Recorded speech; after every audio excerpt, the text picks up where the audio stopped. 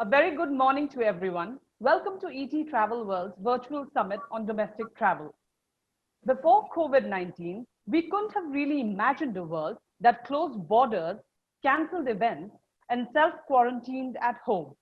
Between saving lives and shutting down economic activities, we chose the former. But then that meant catastrophe for an industry that profits from people leaving their homes. COVID-19 inflicted a deep wound on the travel industry, and it hasn't stopped bleeding yet. However, resilient that it is, travel has now started taking off all around the world. But before Indians start hopping on long flights or jetting around the world, experts believe that they will first venture closer home. Travel and tourism will definitely take off and grow, but it cannot do so by reverting to what it was, but by adapting to a world where almost everything would have changed. In the interviews that we've covered recently, we've had many stakeholders coming in and recalling about how drastically travel changed after 9/11 and how the then new normal eventually just became normal. We will see a similar phenomenon in the post-COVID world. As people explore a world of face masks, physical distancing, and 2-week quarantine, travel may look different for now. But what changes can travelers expect in both the short and long term? This is what we are going to explore today as our panelists give their best practices on an uncertain future.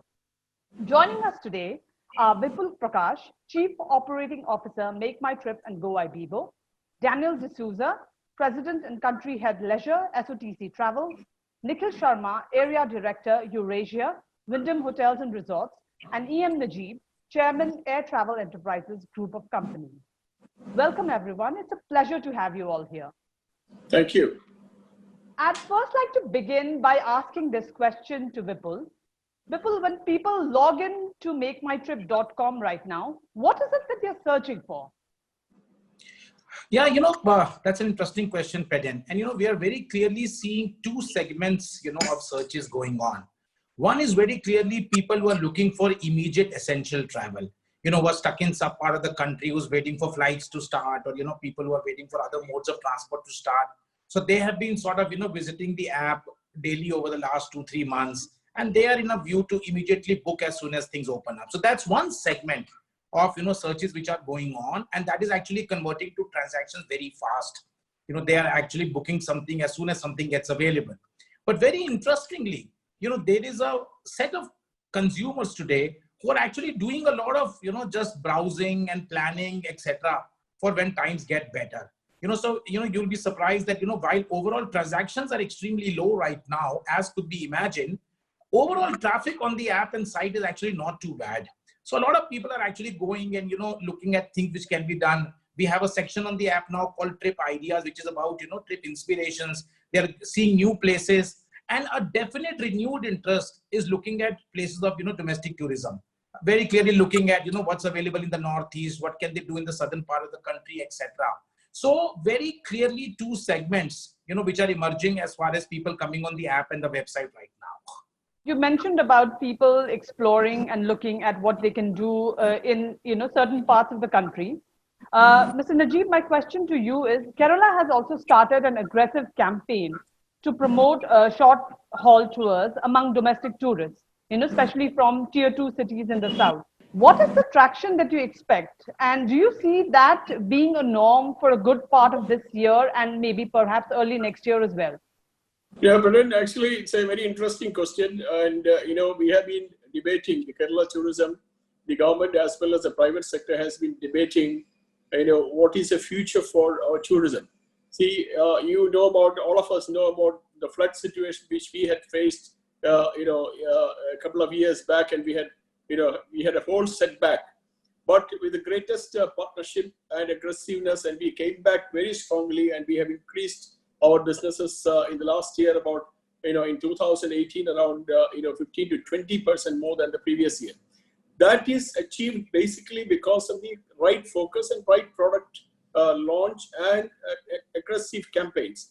So this year, because of this COVID-19, we have been debating, and we have found out the 65% of the domestic tourists who have traveled from Kerala are from Kerala. So that was a finding which we had. That was a revelation for us. And then we have decided to launch the short haul holidays for Kerala after the, pandemic situation.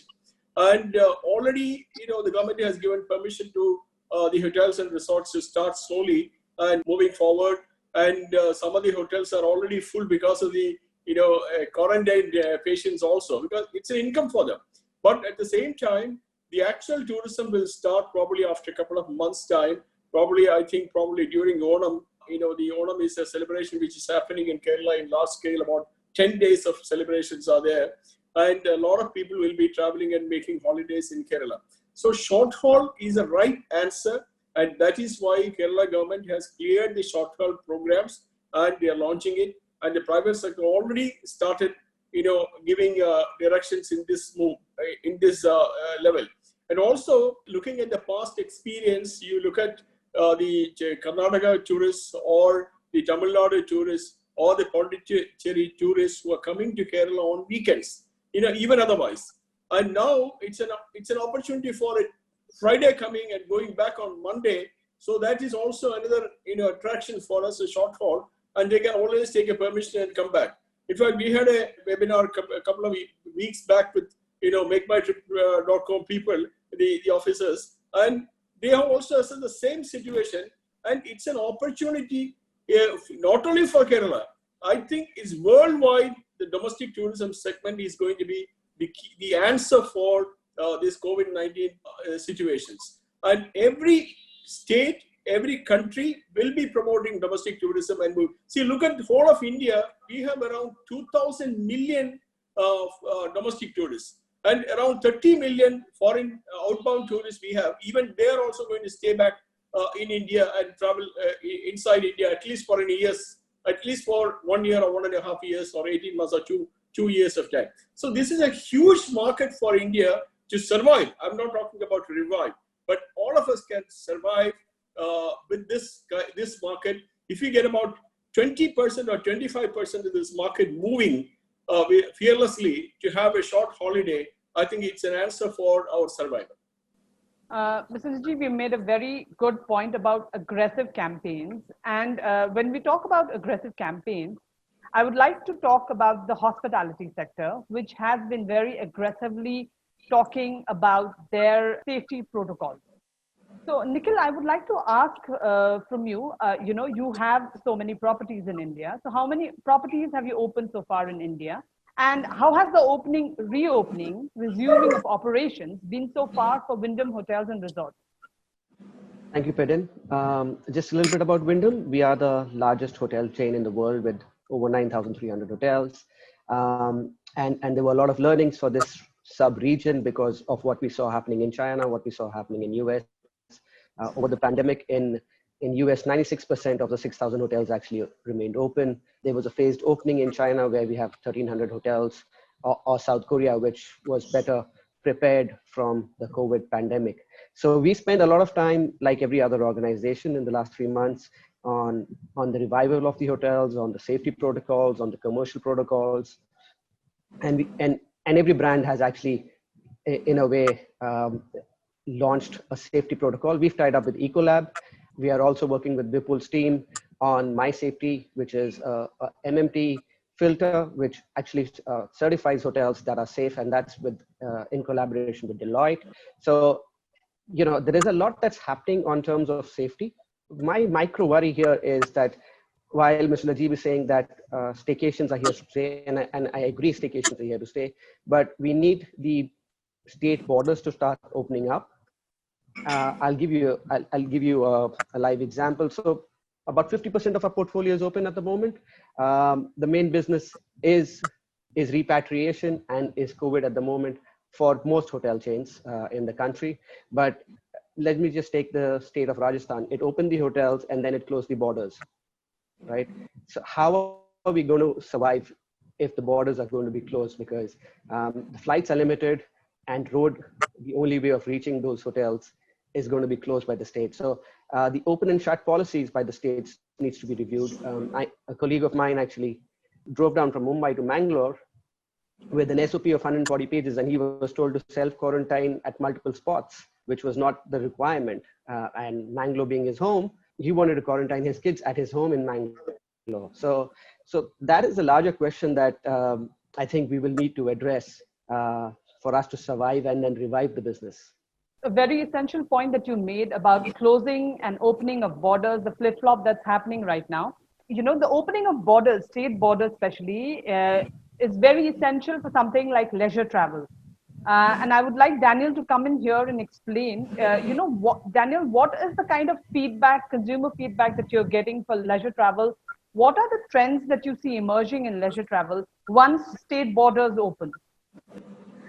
Thanks, Peden. I think, I would, to add to what everybody spoke about, I think what's clearly emerging is we did an extensive survey with a group of about 4,500 odd customers across the country. And clearly there is a lot of pent-up demand that is likely to come back, So we saw clearly about 60% of them coming back to us saying that they would want to get out of their houses and travel.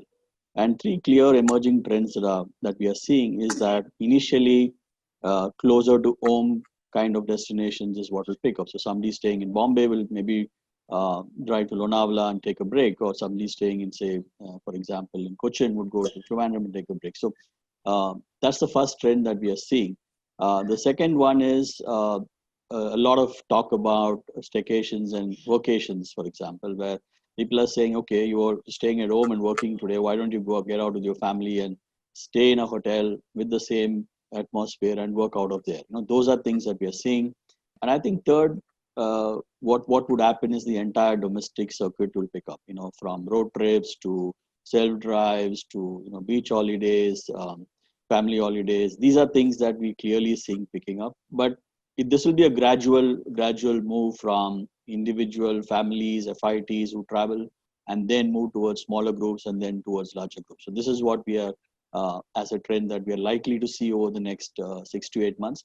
But the good news is we've opened about 45 of our locations in the last 3 weeks. We're not having so many walk-ins into our outlets, but as I think Vipul mentioned, the traction on the website is pretty reasonably decent. But as I mentioned, we are seeing customers showing a lot of interest. In fact, got about 5 families who already booked an holiday in the last 1 week, which is a very, very positive trend. And where was this booked for? We had 2 bookings to a couple to Goa. We had a couple yesterday who booked to a very private kind of a Soma wine village in Nasik. They stay in Aurangabad. We had a couple from Pune who was booked an holiday to MP. So what we're seeing is, I think Nikhil had mentioned that as soon as I think borders open, they are tending to travel to these places. And I think largely this will be people who can drive their private cars and reach these destinations. That's what we will see initially picking up. But I think there is a lot of pent-up demand with the customers. But see, you have to understand something, we've been hit from all sides, from demand, from supply, and from sentiment. So this is going to take time to revive. I mean, we don't have a magic wand. And none of us have seen this, experienced this in our whole, tenure within the travel segment. But so we'll have to give it time. But we're clearly seeing positive trends that are clearly emerging with customers. Daniel, that's a very good thing that you've mentioned about you actually getting in bookings. And yesterday I also heard from Accor that they have got some bookings for weddings as well. So that's a very good way in which our industry is headed, it's the way forward. But we've often heard now that, with the new normal setting in, social distancing, physical distancing, face masks, sanitizers, that's there to stay for at least some time. So I would like to ask all of you, what's the role of technology that you feel to ensure that people have a digital, contactless and seamless experience in their holidays? I would like Vipul to go first and then anyone. So, and when we look at, technology, I think along with technology, I think there is an inherent thing which has to happen. Sometimes we have tended to look at the travel industry as different players, there could be an OTA, where a ticket is booked or a stay is booked. And then there's a hotel industry, and then there's a cab industry, then there is a tourism board, then there is a government authorities. I think the one thing which comes to me very clearly, that if ever there has been a time when all the stakeholders have to work together for the customer, it is now. What do I mean by that? Let's talk about technology. There's a lot of work which is happening on contactless check-in. Now, contactless check-in seems a very easy thing to do. But if you really think about it, if we just look at the consumer journey all the way from booking to the check-in into a, let's say, a Nikhil's hotel, and from there going all the way to, maybe a cab drive and back to the hotel and all, the more we can share data, the more we can share the information we have. Now imagine, how when somebody is doing a booking on our platform, we already have his or her ID proof. We should use technology, and we are actually trying to do a lot of these experiments where the technology, helps us in putting this consumer information onto, let's say, Nikhil's team, okay, who does a check-in and actually issues a remote card, a key card, where when a customer reaches the hotel, there's no need to check in. They already have a remote check-in card. Maximum, they'll have to go to a key dispenser and just take their, automatic key and walk into the room. When there's a checkout happening also, there is no reason for them to go to the checkout desk and, handle the paper bills, etc., etc. Can they really use our app only to make the check, make the payment of whatever consumables they have done, and we can pass the payment on to Nikhil's team? I think we have to really utilize technology to remove all the pain points which customers have. And, let me tell you, a lot of it is about sentiment and worry.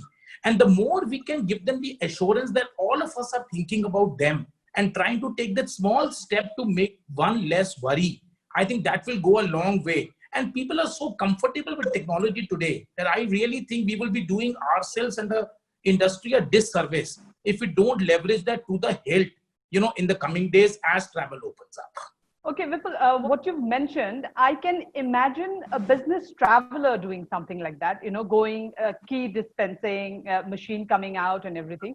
But Daniel, I would like to know from you, when it comes to leisure travelers, leisure travelers have a certain kind of expectation from a holiday. When they are going on a holiday, they have a certain kind of expectation.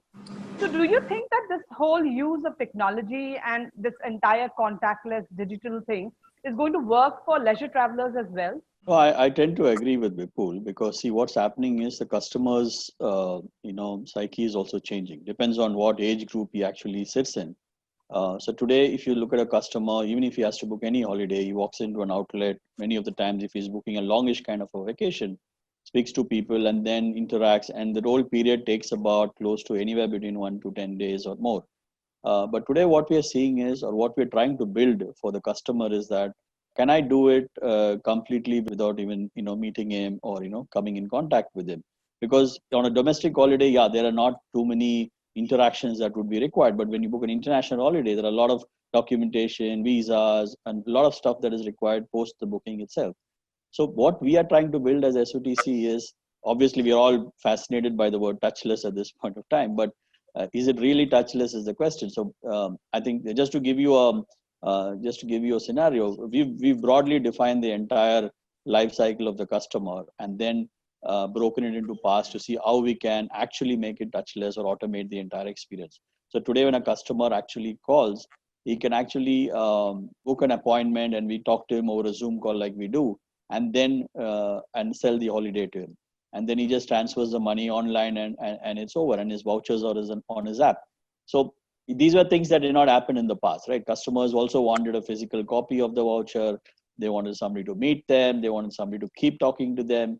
But that's considerably reduced in the last, a month or so. So we see that customers are happy to come on a Zoom call. I'm talking about even older people who are not used to technology. They are ready to communicate on WhatsApp with the sales organization. They're ready to pay online, which was very, very, they would still give a check. Our check collections are pretty high, unlike Vipul. But, so these are things that we are seeing changing. And if we need, and I somewhere agree with him saying that if we don't use this opportunity to automate, because see, our organizations all are extremely process heavy and cost heavy, right? So this is a great opportunity for us also to look at various cost bases to see how we can eradicate these processes and make it more efficient, not only from an organization's perspective, but also from a customer experience perspective. I think that's very important.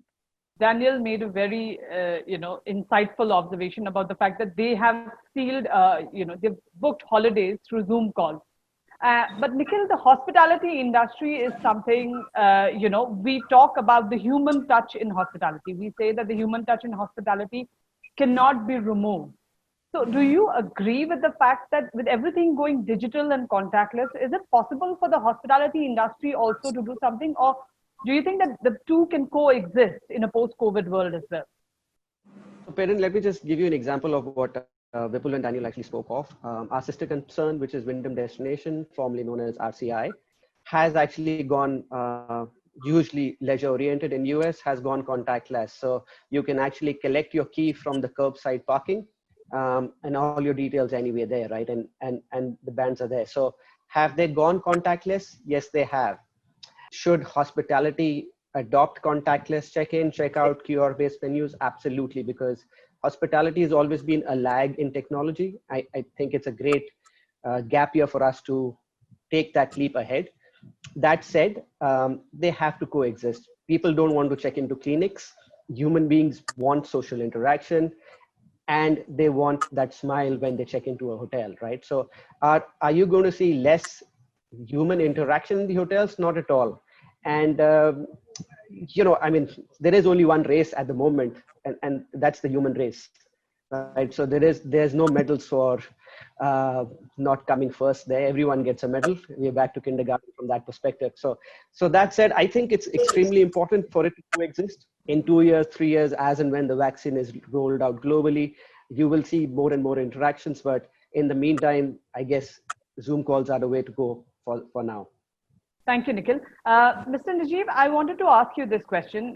Like you mentioned before, in another 2 months, you have Onam coming up. And, Onam is one of the biggest festivals there. And you see a lot of tourist traction at that time. And almost 60% of Kerala's domestic market is from within the state as well. So when the Onam holidays start, what is the kind of, do you see many of the hotels and tourism places in Kerala also adopting this digital contactless, this kind of mode? Yeah, but then actually it's a good, see, you look at our destinations. Our destinations are actually smart destinations now. It's no destinations which can point out that we cannot reach them without technology. That is the first thing. The second thing is, look at our travelers. They, 99.9% are technology savvy. The look at the youngsters who are traveling, youngsters or even the old people. Daniel was saying, even the people who are not used on Zoom, they are coming on Zoom. Same thing. I fully agree with what Nikhil and Vipul and Daniel said about the usage of technology for tourism. Tourism is actually world over and in India also progressing because of technology. Otherwise, 10 years back, how the tourism was being promoted, and after this in the 10 years, what has been completely a new revelation has come. So every day there are changes in technology, different kind of, use of AR and, so many things, AI and so many things. So what I suggest is, even for Onam, after Onam, our Kerala, if you look at it, Onam is an important festival. And 10 days is a holiday for Kerala during Onam festival. And everyone will get out of their house. We used to have Onam Sadhya and all years back. But today, everyone go to a hotel and have Onam Sadhya. And people book, how many people are coming to a hotel, please organize a Sadhya with a lot of, curries and, payasams and everything. So that's a kind of celebration, because Onam is always a nostalgic feeling for every Malayali all over the world. So during Onam, I'm sure 50% of the people will be out with family and friends to stay or visit to different places. And I think in Kerala, I personally feel if a very unfortunate situation is not coming with a lot of social issues and problems, I think, during this Onam, the tourism will pick up drastically for domestic tourism in Kerala, which can actually get in more tourists during the Diwali time. So because Diwali time, other states also, people from other states also will come to Kerala. And I'm sure, we can all hope that, basically the borders have to be open. That's a point which all of us are saying. So the borders will be open, because you cannot close it down for months and years. It cannot happen. already people are traveling from different states to different places for official purpose and unavoidable meetings and things like that. So people will have to travel for holiday. Otherwise, the whole economy will be in shambles. So we cannot allow that kind of situation. We have to have differentiate. See, it's a new normal, like you said very clearly. After 9/11, what was a complete new normal, and today it's again a new normal. So we have to segregate the people who are healthy and who can travel in one side, and people who cannot travel, who are sick, has to be in another side. Those people should be treated and looked after very well, and those people who are able to travel without any problem, without any signs of COVID-19 or any other infectious diseases, have to travel. Even you look at these examples of COVID-19. If there was no COVID-19, even if somebody has got an infectious disease, you cannot travel on the flight, or you cannot travel on the on car, or you cannot travel on the train or bus. So that is a situation we have to adjust it. Our mindset has to be, to accept that and move forward. I think during this autumn, Kerala will come up very, very drastically. It's an opportunity for all the online, like Take My Trip and all the online people, as well as the resort owners and the tour operators, to promote Kerala as a destination, because Kerala is kept so far clean, and Kerala is also known as one of the safest destinations during this period. Only now people who have come from outside India as well as from outside state have been identified as COVID-19. Otherwise, Kerala was very well controlled the disease from day one. Even today, yesterday we had 11 cases which was identified in Trivandrum, and government has put strong restrictions. They have completely blocked the entry of that that area, and they are restricted. So the strictest action has been taken by the government. Every nook and corner of Kerala, where one COVID case, they think about 100 cases and they are taking measures to that. So I think the idea is to protect the people and move forward. The future has to happen. That is, tourism has to come back in normal situation in a couple of months' time. Probably, I personally believe that Onam will be the right time to You made the right point. You made a right point about the fact that protecting the people and going forward and making them travel. So I would like to ask a question to each one of you about this. How can you as an organization provide that kind of reassurance to travelers, using technology, using whatever the skills that you have, to offer a hassle-free vaccine, new normal travel, at least in the short term before we get the vaccine? I'll go first. And, I think, the world has faced many crises before. Okay. I think one element of this crisis we just need to keep in mind, people are getting affected on two vectors. One is obviously the safety and the fear of traveling. And let us not underestimate the whole financial implication. People will be under pressure in terms of, either their, salaries getting reduced, unemployment, a lot of SMEs and MSMEs having business pressures. So I think the responsibility of all of us, I would put in two buckets. One is regarding safety, and all of us have to come together to give that, safety assurance to customers. And they're not bothered about whether it's an OTA or whether it is a hotel or whether it's a cab. I'll repeat that point. We as an ecosystem have to come together and tell consumers that we will take care of you. We are aware of your worries and we are putting, processes in place. And that's why, we got such a good response to our Have a Safe Trip, campaign where everybody came together. And I think we need to do more and more of that. But that is not going to be enough. Once a customer believes that, okay, fine, they are willing to travel out, I think we have to take cognizant of the financial situation they are in. So things like, free cancellations, things like you book now, pay later, things like EMIs are going to become very important in giving the final nudge to somebody who wants to travel, who has mentally reconciled with the fact that they want to travel and, sort of take that risk within quotes.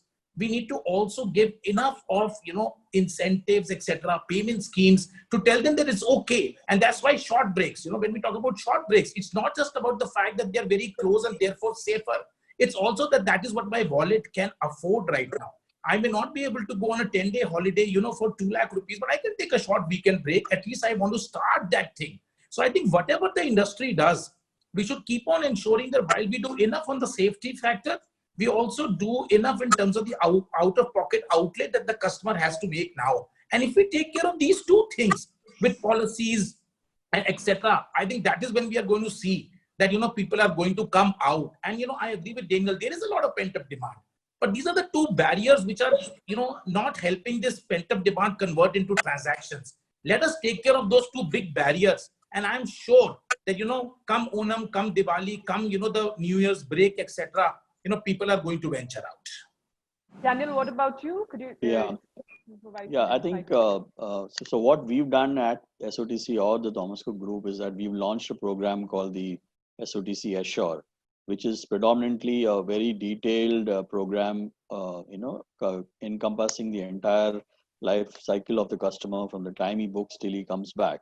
So we've gone to the extent of speaking to suppliers abroad, within India, ensuring how a vehicle should be maintained, what's the standard, how the driver should be checked, what are the quality, what are the how the hotel room should be, and how it should be sanitized. So there is a detailed document and a video that we have shared with all our customers, talking to them about how safe and secure it would be in the coming months to travel with us.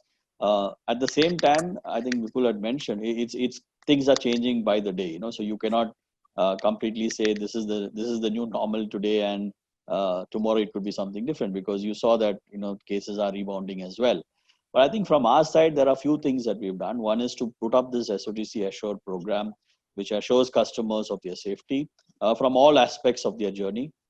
Second is there is an insurance cover that we have thrown in terms of the COVID situation. So there is a COVID insurance that we've included. And I completely agree with Vipul that all of us will have to have extreme flexibility in terms of booking. So for example, for domestic, we've given them a 3-day window to cancel and a refund. And for international, we have a 5-day window to cancel.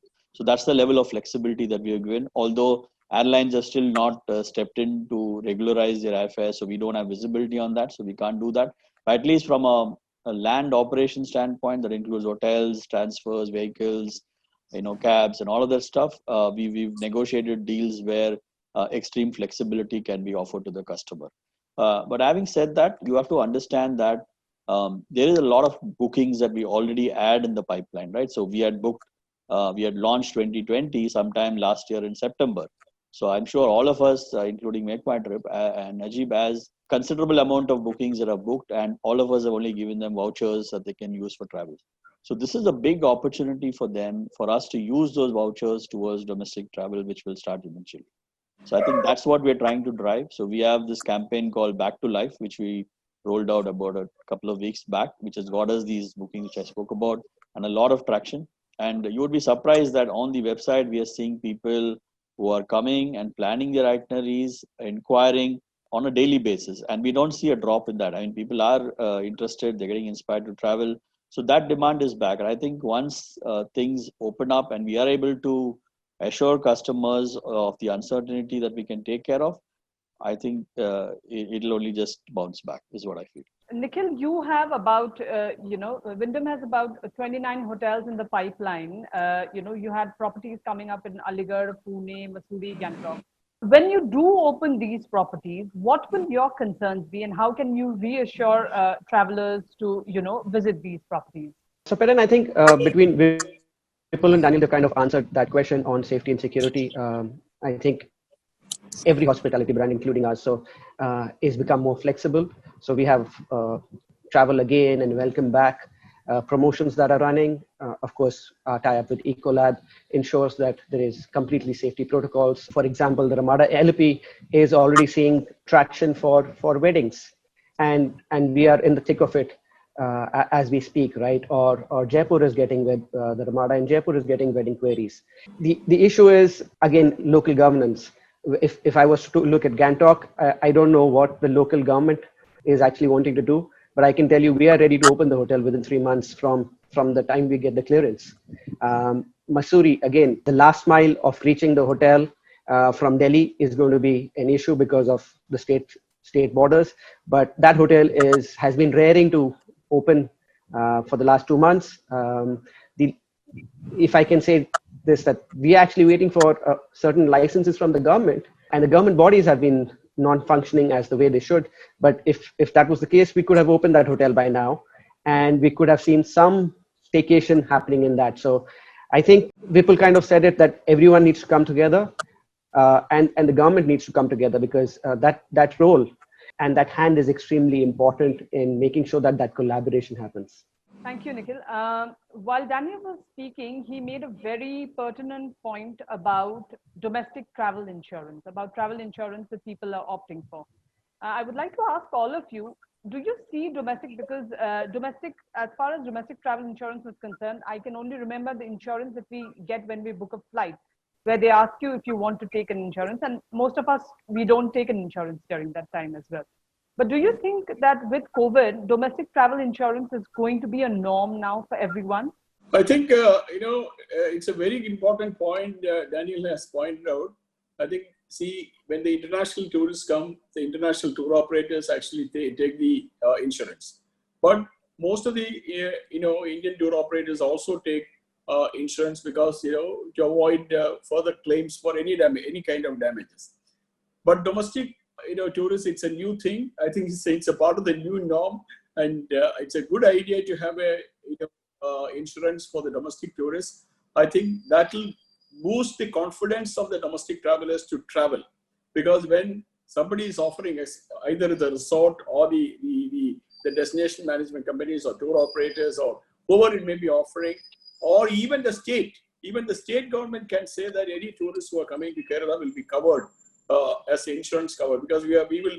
I think from after hearing from Daniel, I would like to move that idea to Kerala government, saying that to promote tourism, saying that you say that all the domestic tourists will be insured, all the domestic are international. So that will actually give a lot of confidence. I think it's a good idea to come out. And also another point which he said, it was always in my mind that I think Nikhil was saying, or Daniel was saying, the new norm will be, the financial institutions will be supporting for people to have holidays, and they can make the payment in 1 year time or 2 year time as an EMIs, as part of either like a house loan or a vehicle loan or something like that. So that will encourage people to travel. These are all going to be new things which is going to come in the new situations. Kerala has got an advantage because wellness tourism, 30% of our revenue is actually from wellness tourism. That is the medical value travel, medical tourism, we call it as medical value travel. That is also coming in a large scale because we have large number of hospitals, nationally and internationally accredited. So the new products, apart from what we have experienced so far, like beaches or hill stations or backwaters or anything like that, the new products will emerge as after COVID-19 for people to have a different kind of holiday. The most important things, as everybody said, everyone's point out, the one most important thing is the health protocol at every destination. That is a responsibility of the government to do it, because that is very, very important. And private sector, of course, the resort owners and the hoteliers, and the tour operators, the car driver, the transport, they have to follow that. But important is the health protocols. And the safety protocols will actually give a lot of confidence for people to travel. That's the most important thing. But insurance is a key for the future tourists. Vipul, I would like to know what you think about this. Yes, I think it's a bit tough to generalize the need for insurance, because we have to keep in mind that unlike when you go abroad, etc., a lot of people when they travel domestically are already covered by medical insurance. Okay, and most of it we have realized that whenever we have tried to sort of offer this to customer, we will definitely offer it. But I am not as optimistic about this, that everybody will pick this up just for their travel, because medical insurance is pretty well covered right now, at least for the people who will travel. Most of their journeys will be covered under their existing policies. But the point is extremely valid. If somebody is not, then I definitely think that, this will be one area people will opt in before they venture out, as they get into travel, etc. So I couldn't agree with that more. We just need to be able to separate out the people who really need it and then make it something which is a short-term thing for a week or 10 days for them, rather than people who have this, annual policy, which some of us, or actually many of us do. Nikhil, what about you? What do you think from a hospitality point of view? I concur. I mean, if we are looking at drive-throughs and staycations in the short to mid-term, I think accident and people's medical insurance should really cover it. So I don't see a upsurge, but that said, I don't know if Policy Bazaar has seen an uptake. And if I have to talk to you about your particular industry, to each one of you, how has COVID-19 forced all of you into into a more modern way of thinking about, your customers and your employee engagement that can put you on a par with other industries? I think the biggest thing we have learned, and this is no rocket science. I mean, COVID actually, Pedal, is not making us do anything a lot of us shouldn't anyway be doing. Like when you were talking about short breaks, that trend we have been seeing for the last 1 year, 2 years actually, people not taking the too long holidays, but actually breaking it up to 5, 6 more short holidays. I think COVID is just forcing us to look at it harder. So when I look at our, industry and, what are we doing? I think the lesson and the signals the customer is telling us is very clear that, we have to stop looking at ourselves just as a booking funnel. That's sometimes how we define our thing that, we are a platform for people to come and, book. I think they are looking at us as a customer, complete customer journey. They want to come and explore on our platform. They want to book on our platform. And you know what? They want us to hold their hand even as they get into aircrafts and hotels and cabs, etc. And most importantly, they actually want to come and then talk about their feedback on our platform. So one of the things which we believe in the post-COVID world will become even more important is user-generated content. Because yes, every hotel, every airline can say we are safe and we are having these processes and all. But if I am traveling and then 10 other people who have been to Nikhil's Mussoorie resort come and tell me, hey, listen, we went to that resort and let us tell you, they have taken all the precautions necessary and we felt very comfortable. The credibility which I get of fellow travelers is actually far more assuring than what any of us can tell the customers. So how do we leverage user-generated content even more? And we being a platform actually have not only that, we have that responsibility towards the customers for them to share feedback among each other, what they found good, what could be improvement areas. So I think COVID is not teaching us anything new, but it is forcing us to look back at basics of what the customer wants. And I think if we have to be successful and survive, we have to deliver on those expectations for the complete customer journey and not just say that we'll take care of this part of the journey. After that, it's over to Nikhil, over to somebody else, because the customer does not want us to behave like that. Daniel, would you like to throw some light on this? Yeah, I think so. What's happened with us is it's given us the time to completely reimagine the business. In terms of how do you, in terms of if I have to divide into three parts, one is in terms of looking at our business processes and structures. Secondly, our people, and thirdly, our customers. So if you have to, broadly go across these three items. What we've done is in terms of people, we have upskilled them. There are multiple training programs. We've used the Zoom platforms. Everybody's got certified in different destinations. So at least when the market's ready, we are able to kind of deliver what we want. From a customer perspective, we ran an extensive campaign called the SOTC Care, where we reached out to about 75,000 families who traveled with us in the last many years and never spoke about business. We just spoke to them about safety, how they're doing, how is your family doing. So I think that was a great customer initiative. And just to mix up technology, we have these large group movements that happen. So, and we have tour managers who travel with them. We've got the tour managers who travel with them, for example, to Europe with 40 people, got them on a call like this, and they met each other after about a year or so. And there was great excitement, So that kind of boosts customer confidence in the brand and across.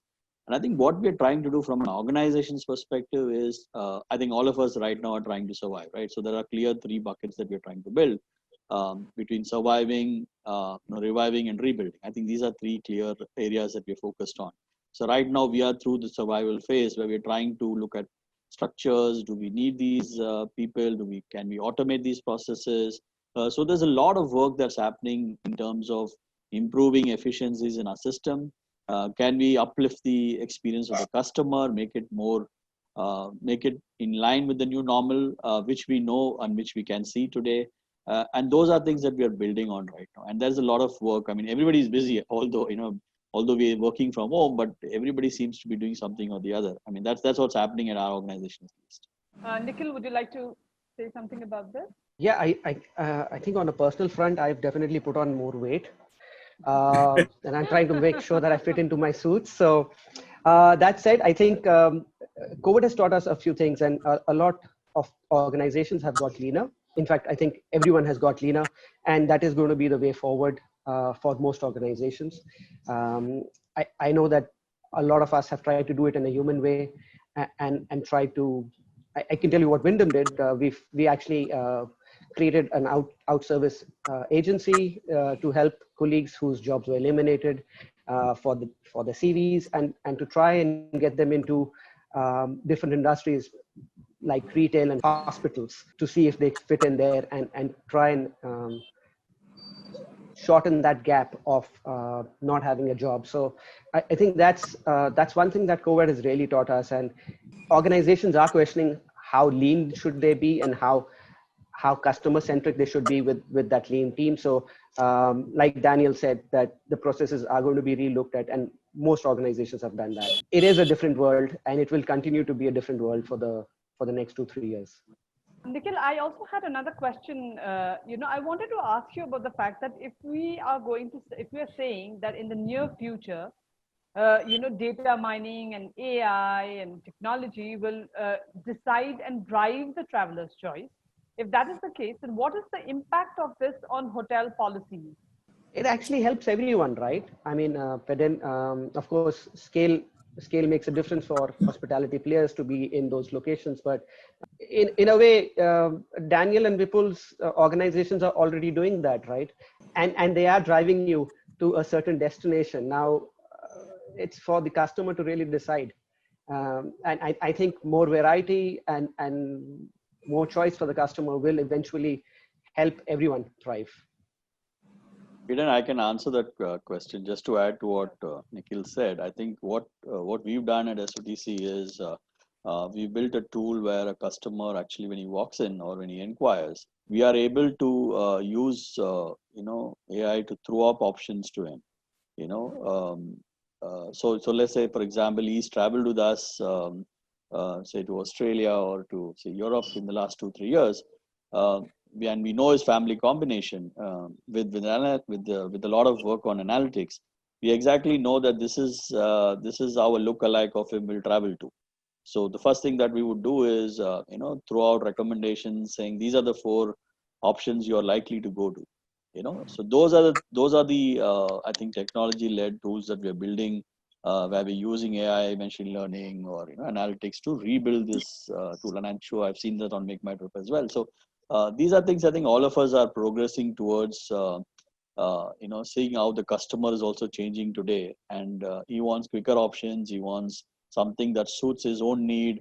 I mean, we can't have a, one size fit all kind of an approach where that used to happen in the past, right? When a customer walks in, we actually push what we have, normally. If you want to sell him Kerala or Goa, that's exactly where the customer will end up going. But I think that's changing. Customers today are extremely demanding. They know what they want. And I think, like I think Vipul had mentioned, content is extremely crucial now, self-created content. So people are reading up before even they walk in or ask you for holiday. So these things are helping them decide where they actually want to go. Thank you, Daniel. Vipul, would you like to add to that?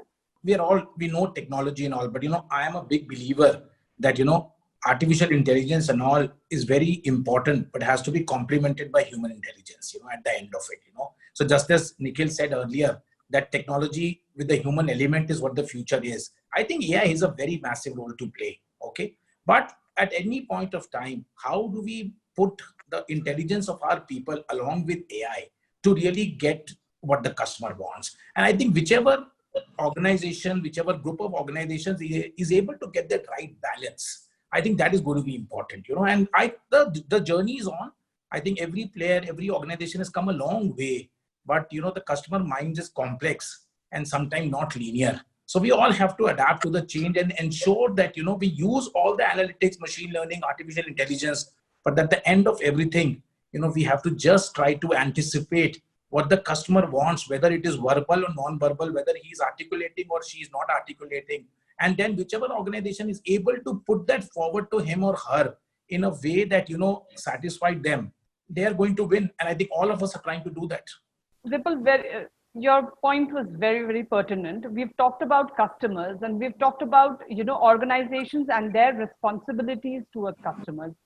Now let's turn the tables a little bit and talk about what are the responsibilities of the travelers as far as sustainability is concerned, for that matter. I would like to ask Mr. Najib, because Kerala has been a very stronghold in sustainability, and what role will states like Kerala play in promoting sustainability at a time like this, and how can they do that? So actually, it's a very important question because sustainability is the answer for our survival. Kerala has done various experiments to sustain continuously its freshness in products and services for the last 20 years, if you look at it. So we have come out with various aspects. The last one, if you look at the products, one, the wellness is actually one area. The medical value travel is another area. Then the responsible tourism is another area. So several new things have come in Kerala's products and services all the years. And that has really attracted the tourists to come to Kerala, and Kerala could sustain so far in spite of the Nipah virus as well as the flood situations and things like that. But the COVID-19 situation is quite different. COVID-19 situation is, after COVID-19, actually everybody is going to be normal situation.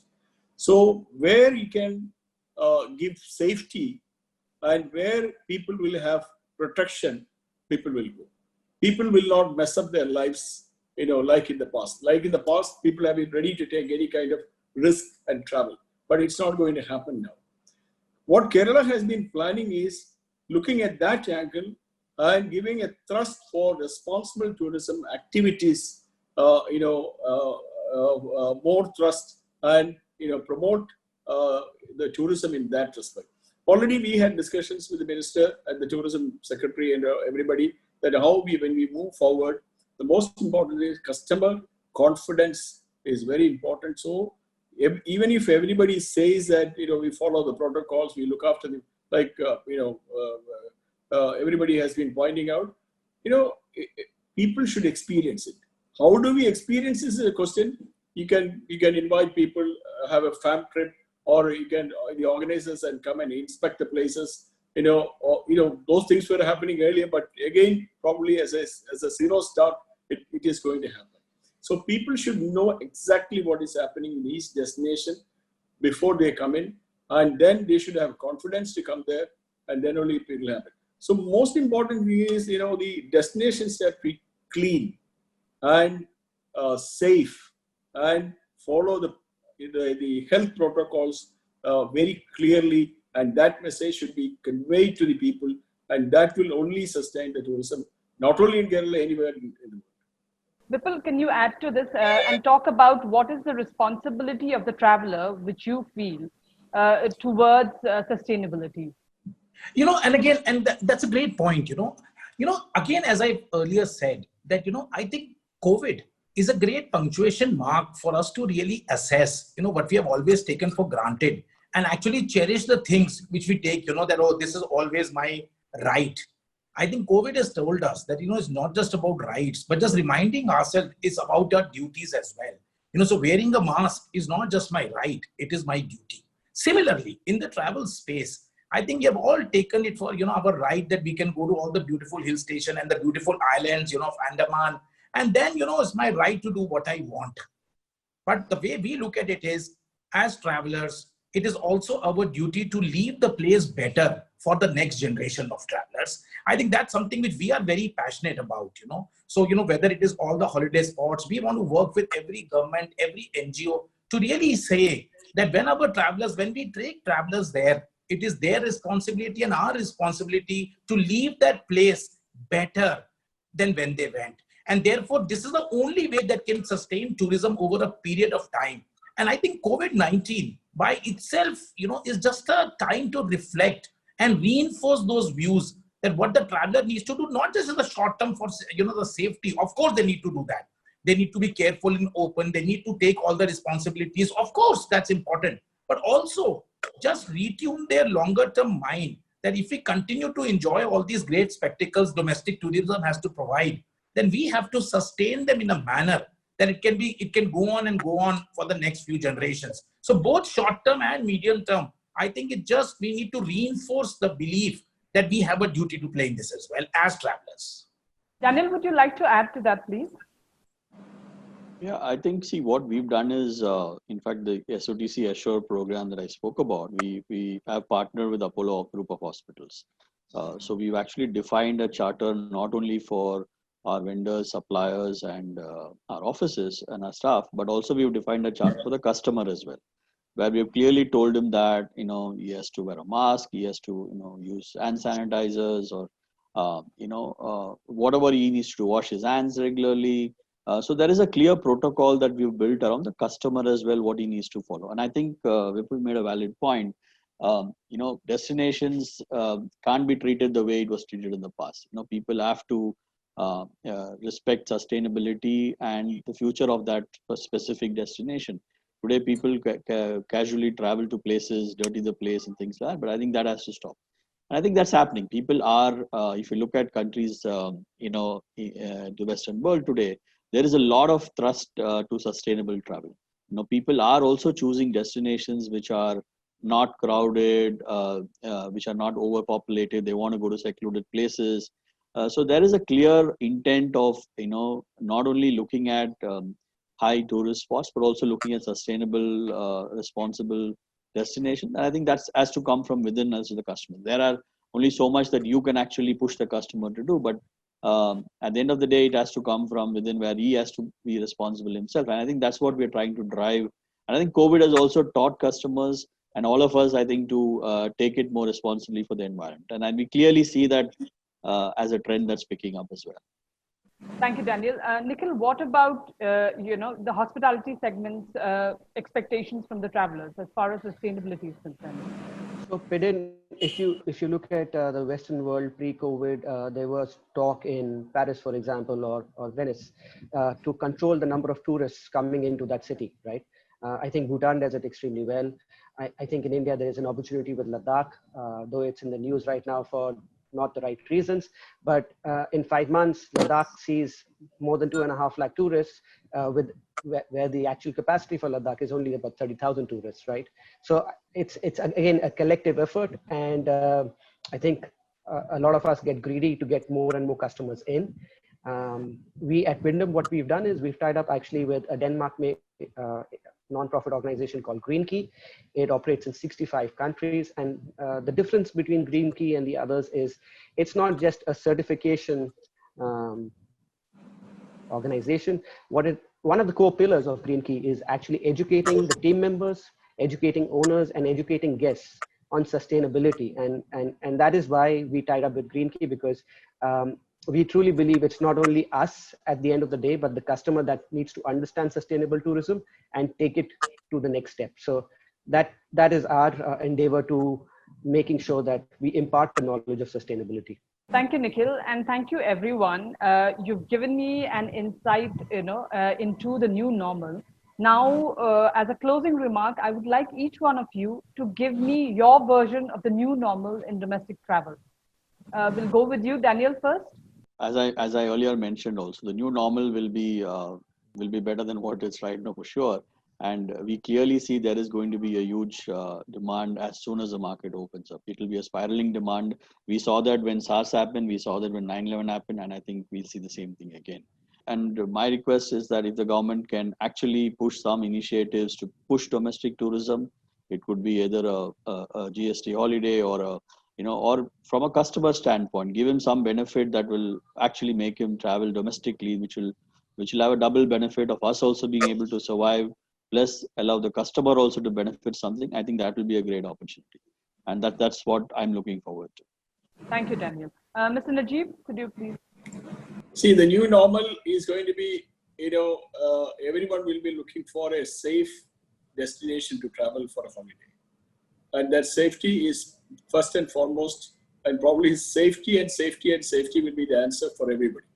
And everyone will not, no one will go to a destination which is, casual or irresponsible. People will be responsible. See, the entrepreneurs in the tourism segment has to be responsible to themselves and responsible to the customers who are coming, and responsible to society. That's the only way we can do business in future.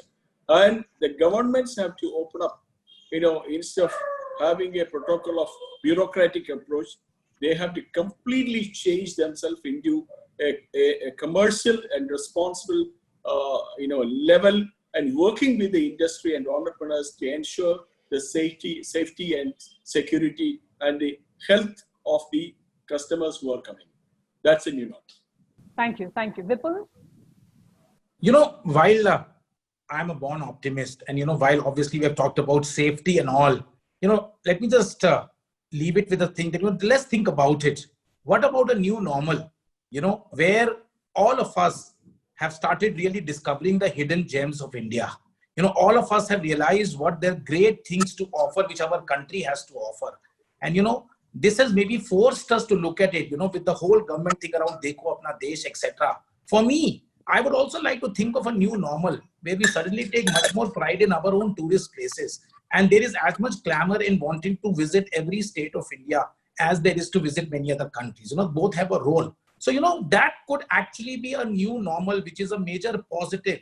Of course, safety, etc. will be there. But I think this might just be the impetus which Indian domestic tourism needs, where all of us can actually be much more proud of what our country has to offer in terms of tourism. And that to me, would be a great new normal.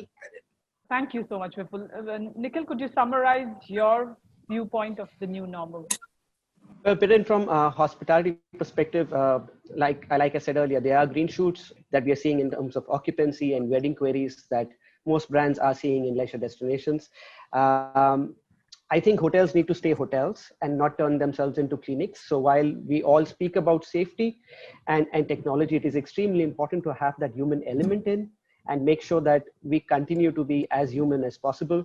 It is like the movie Back to the Future. The sun is still shining, and hopefully we'll all be thriving soon enough. Indeed, Nikhil, that was very essential to distinguish between hospital and hospitality. Thank you. Thank you, everyone, for participating in this lively discussion today. And I hope that the inputs from our panelists would help many of us to navigate our way through this new normal. However, I'm pretty sure everyone would agree that in a scenario like this, we don't just need a new normal, but a new world. Thank you, and stay tuned for more such insights. Thank you.